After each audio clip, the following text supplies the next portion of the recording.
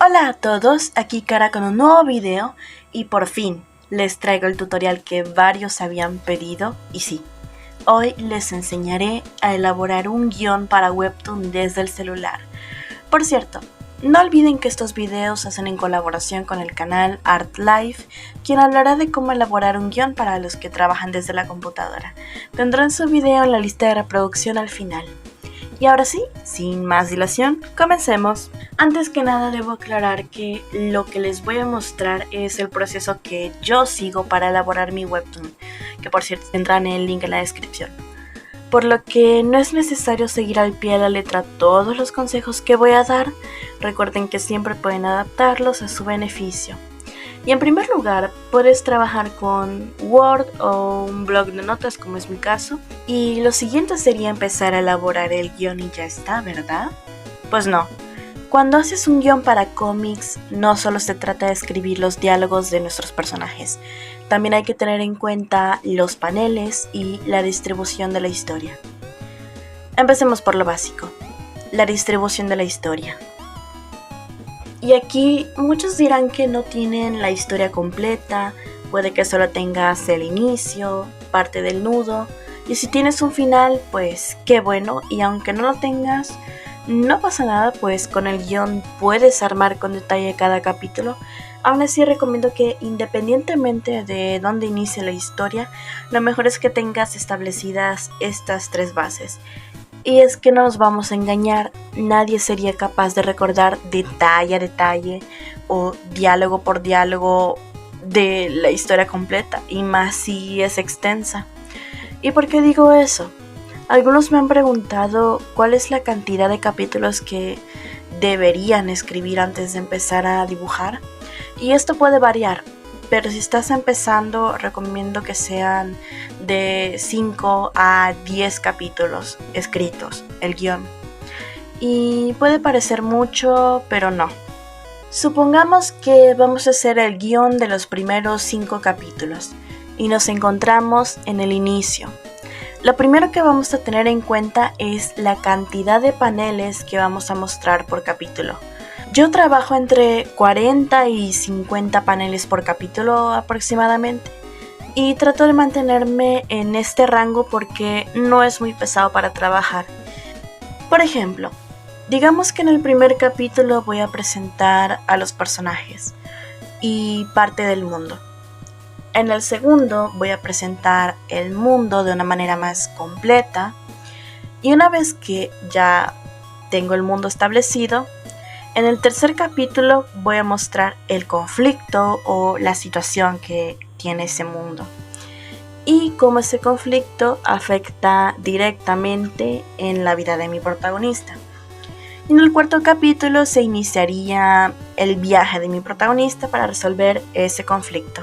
Podríamos decir que he establecido un elemento importante en cada capítulo y la verdad recomiendo que lo hagan así porque si quisiera plasmar todos esos elementos en el primer capítulo puede que sea un desastre y confunda o aburra al lector debido a la cantidad de información que estaría soltando en un solo capítulo.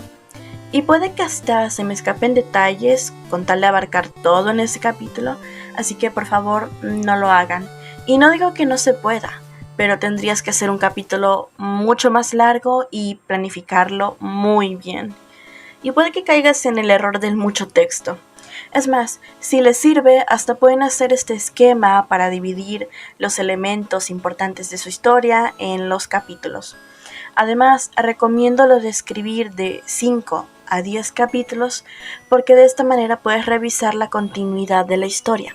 Es decir, si por ejemplo quiero hacer un cambio en el capítulo 2, puedo hacerlo, pero debo asegurarme que ese cambio tenga sentido y no altere la trama en los siguientes. Y una vez estés seguro de los guiones que estableciste para empezar, ya puedes iniciar el proceso de dibujo. Pero esperen que la cosa no termina aquí. Como les dije al principio, hacer un guión no se trata de escribir únicamente los diálogos.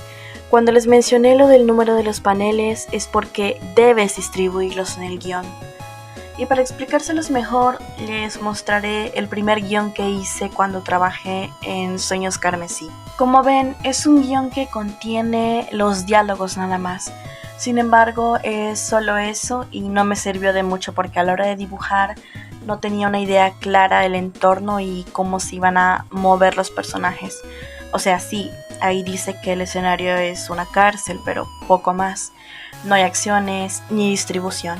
Lo que hizo que se me complicara un poco al momento de plasmarlo, pues diálogos como este, que es demasiado largo, lo tuve que dividir en varios paneles e ingeniármelas para que hubiese continuidad en la conversación.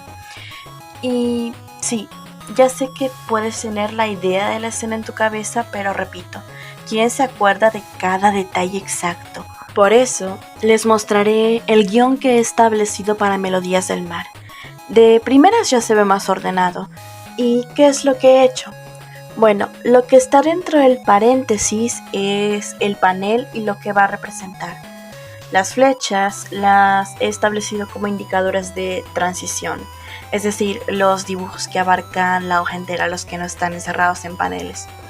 Y como ven, también hago descripciones de los paneles que no tienen diálogo. Esto les servirá para equilibrar los diálogos de la parte visual y la verdad ayuda porque esta pequeña descripción puede ayudarte a recordar las ideas que tenías semanas atrás. Por ejemplo, aquí tenemos este panel donde dice hoy en día estos relatos se consideran mitos y pongo una flechita porque significa que es una transición y es este dibujo de acá donde coloqué el diálogo y si se fijan luego se supone que sigue, pero ¿qué pasaría si esos mitos resultan ser ciertos? Aquí lo cambié por o eso es lo que creen, porque al final puede que después de un tiempo lo revises y hayan cosas que quieras cambiar. Eso es válido mientras no altere de manera significativa la trama. Puede ser un diálogo pequeño como este sin mucho problema. Y luego aquí está eso también que son los paneles sin diálogo, por así decirlo, los descriptivos como yo los llamo.